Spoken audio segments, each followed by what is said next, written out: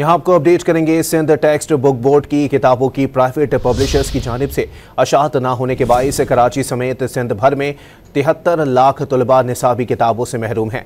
पहली जमात से 12वीं जमात तक 80% निसाबी किताबें मार्केट में दस्तियाब नहीं। तफसीलात जानते हैं डॉन न्यूज़ के नुमाइंदे सैयद वसीम से। वसीम, मजीद बताइएगा।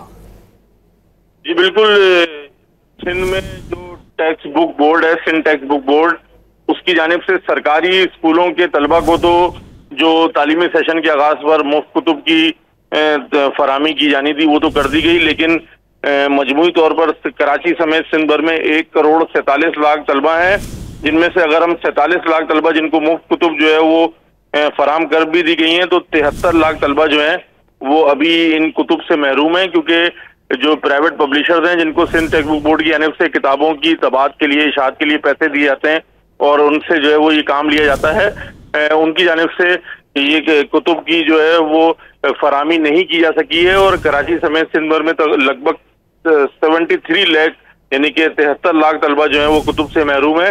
इसमें पहली जमात से 12वीं जमात तक के मुख्तलिफ मज़ामीन की कुतुब हैं, जो कि तालीमी सेशन 8 अप्रैल से शुरू हुआ था, उसके बाद से अब तक जो है वो ये कुतुब फराहम नहीं की जा सकी हैं। जी बहुत शुक्रिया वसीम।